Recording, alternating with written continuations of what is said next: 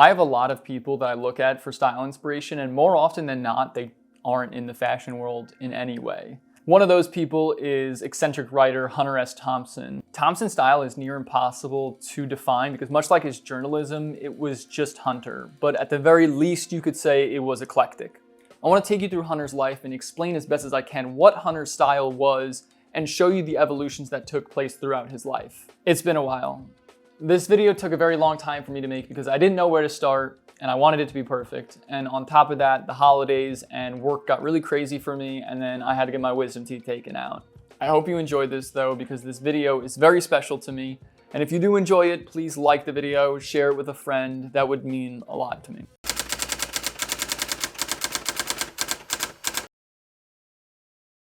So I want to break this video up into 3 sections: young, middle-aged, and old Hunter, so we can see the evolution that took place within his style in stages.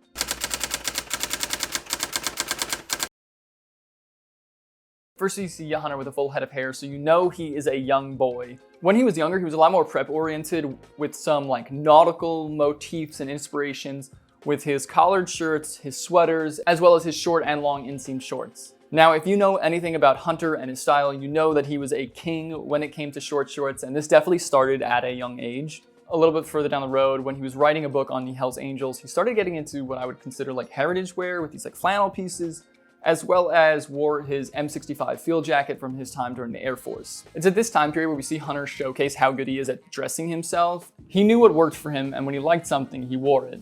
This photo shows him on a motorcycle with a white and black striped tank top, a pair of knee-length shorts, and then some type of like mid-calf boot. To accessorize, he's got on some aviators, a leather-studded bracelet, as well as his iconic Tilly hat. I know I've made fun of Seth Rogen from 40-Year-Old Virgin for this, but whether it was a leather-studded bracelet or a leather bracelet watch, Hunter wore these with ease, and they looked great on him. I would still never wear one, but in this case, it's because I don't have the sauce for it. I love this photo because it doesn't really make sense. It's not practical for riding a motorcycle, yet he makes it look authentic. He makes this outfit make sense, and that's gonna be a trend for Hunter. One thing that I wanna drive home is that when Hunter found something that he liked, he wore it throughout his entire life as long as it fit him, and the Tilly hat was definitely one of those pieces. He also began layering button-ups and polos together, and this is where we first start to see this outdoor lifestyle aesthetic that becomes a staple within his wardrobe. In 1970, Hunter ran for sheriff in Aspen, Colorado, and this is kind of where we see him harness that lifestyle, that outdoor lifestyle aesthetic. He was always good at layering, and that's seen in this campaign ad where he's wearing a white turtleneck, a gray revered collar button-up, a puffer jacket with some slim black denim or pants, and then he's got a beanie and round frame sunglasses to accessorize, to finalize the look. And this looks amazing. The layering might be a bit unorthodox with the revered collar button-up, but that's kind of Hunter's specialty because it works for him. Plus, when it came to silhouette, Hunter knew how to pick pieces whether they were really interesting or fit him perfectly.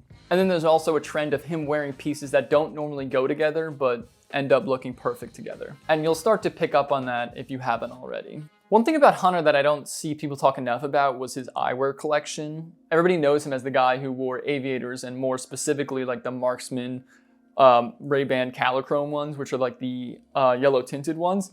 And while he did wear those a bunch, he had a plethora of different frames that were really cool and I think deserving of some recognition. From the round frames to his bug-eye frames to the classic Wayfarers to even these like snow goggle sunglasses, Hunter had a wide and amazing collection of sunglasses that ended up being the perfect accents for his wardrobe. Going back to his layering, here we see him in a button-up, a shacket, and then a fold-over collar jacket with a bucket hat on top. Now, 3 button fronts might seem excessive to you, but it doesn't look it on him. It all just looks really good and authentic on Hunter, because it was. So during his run for sheriff, he shaves his head, and we see him in late 60s, very early 70s wardrobe with the corduroy pants, as well as his like slim turtlenecks. And then he's also mixing in heritage wear and like some outdoor lifestyle aesthetics. And this is what made him so great, his ability to mix and match. I also want to make a point that Hunter's a great example that it doesn't matter how much hair you have. If you have confidence, you will undoubtedly still look good. For more than half of Hunter's life, he was at some stage of balding, but nobody's ever focused on that. Now in 1971, we get to take the first look at the coveted infamous Abercrombie safari jacket while Hunter was writing Fear and Loathing in Las Vegas. This is yet another piece that stayed in Hunter's wardrobe throughout his life, and I will be talking more in depth about the jacket later on in the video.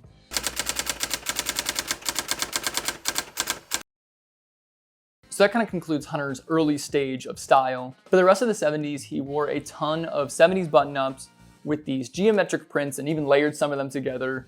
And then on bottom, he continued his legendary status with his short shorts, whether they were like the denim fatigue ones or the like cotton twill ones, or he ended up going with a pair of slightly flared pants. And then on feet, from this point on, a bulk of his life is actually seen wearing these white low-top Converse sneakers, which again stayed in his wardrobe and was another staple of Hunter's style. So throughout Hunter's life, we saw him in a ton of Gonzo merch, and this started right around this time. If you don't know, Gonzo journalism is a type of journalism where the journalist puts themselves in the center of whatever story they are writing on. The articles / books end up being this mixture of fiction and nonfiction, and Hunter was just the best at this. The Gonzo logo, if you can see it right there, is a two-thumbed fist with a dagger for a forearm, and that fist is holding a peyote button. And this merch ranged from long sleeves to polos to t-shirts to hats to jackets and everything in between, and it all looked impeccable on Hunter. But the Gonzo t-shirts weren't the only graphics that Hunter wore. It's from this point on where we see him in a plethora of different graphics. Here he is explaining what people are gonna do with his ashes while wearing a yellow Fear and Loathing in Las Vegas t-shirt. The graphic comes from Ralph Steadman, an illustrator who worked with Hunter on a vast majority of his stories.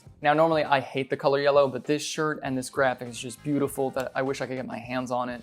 The shirt is paired with, again, aviators, as well as this wicker fedora hat. And that actually brings me to a point that I wanted to talk about, Hunter's love for eclectic and eccentric headwear.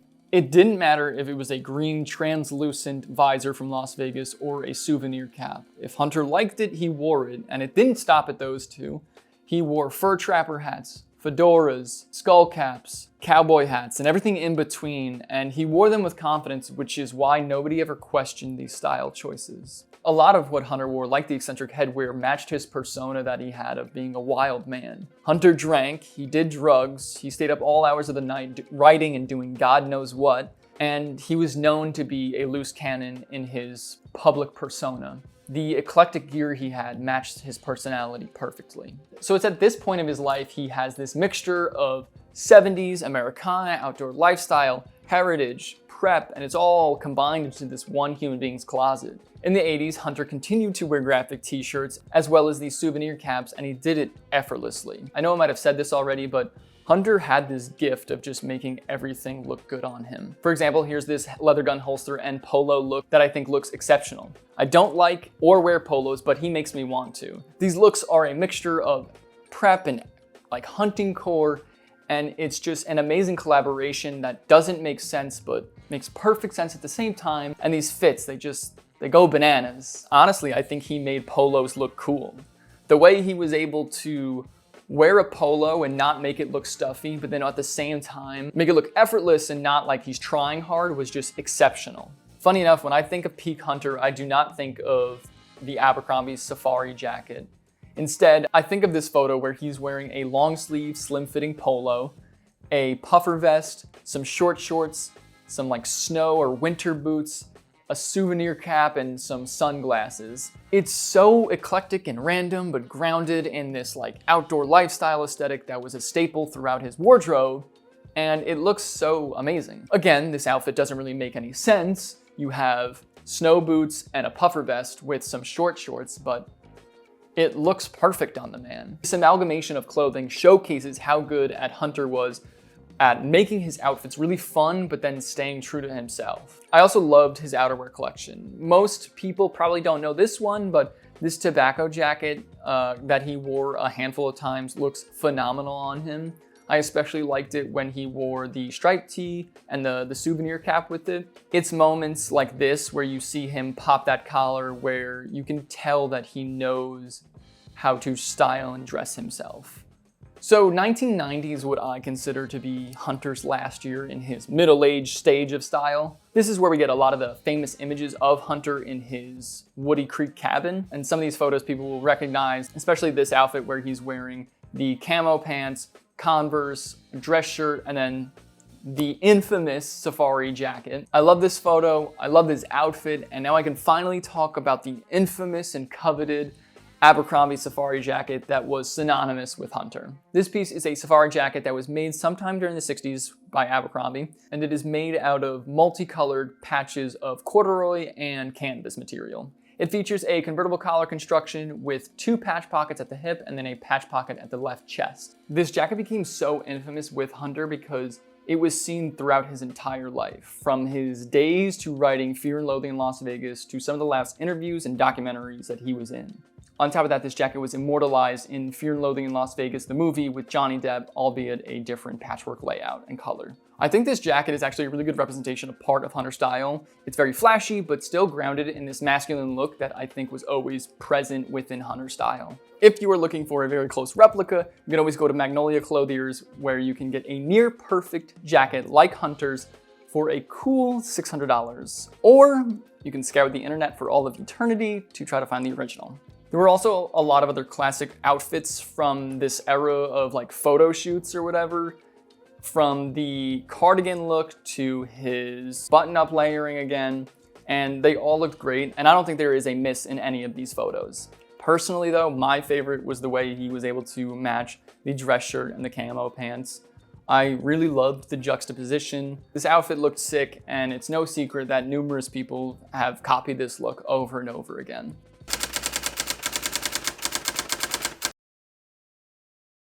Unfortunately, in Hunter's old age, he began to lose his sauce, especially during the late 90s and the early 2000s.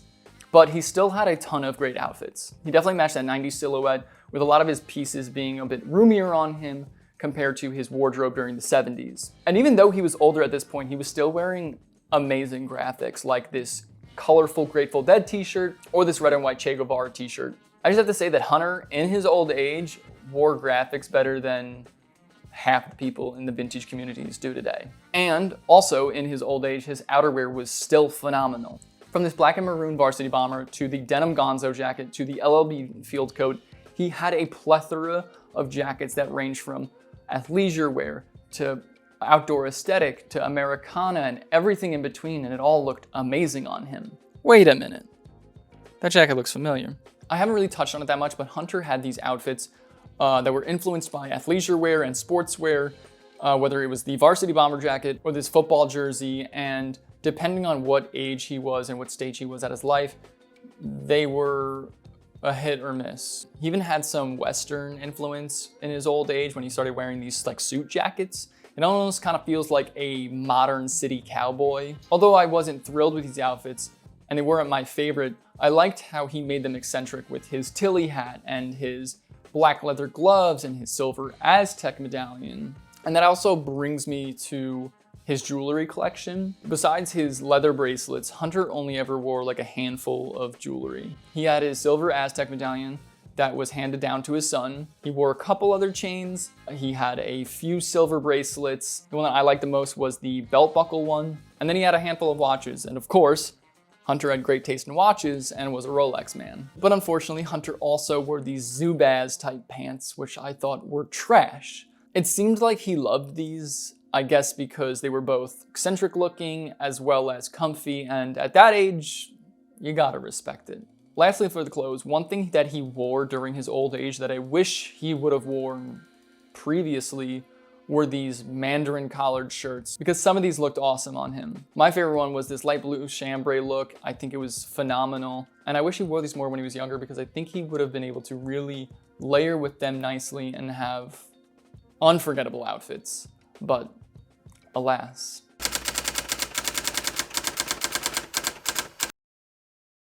Hunter played with all these different aesthetics like prep, outdoor lifestyle, Americana, classic 70s trends, athleisure wear, sportswear, and he often blended these together to create what I call the Hunter S Thompson style, because I think there's nothing like it. You may be saying to yourself, Dan, that's no different from what everybody does today. Everybody blends styles together and has been doing so for quite some time now. And to that, I'll say, that may be true, but nobody ever did it like Hunter. There's a difference between blending a couple styles together and then doing what Hunter did, blending all these different aesthetics, and then on top of that, adding eclectic elements like his headwear collection and his eyewear collection, and making his wardrobe and style a true melting pot. It's hard to name a style because he was influenced by so much and went his own path when creating his style. It may be hard to dress like Hunter because it was so unique and natural to him. But one thing I think is for certain that everybody can take away is that you should wear whatever you like. Chances are you will not look as good as Hunter did, but as long as you wear it with confidence, it'll be your best chance at looking like him. And if you are going to dress like Hunter, be more influenced by him.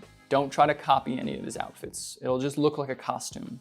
I plan on doing another video on how I dress inspired by Hunter, and that'll come out sometime in 2024, I promise. Well, that is going to conclude this video. If you've made it this far, thank you so much for watching. Let me know in the comments what you guys thought of Hunter S Thompson's style and whether you think he was stylish or not. While you're doing that, like the video, subscribe, share it with a friend. That would mean the world to me. Follow me on my socials. It's all down below. Instagram, Twitter, TikTok. You can find more fashion and movie content there. And I think that's gonna be it for me.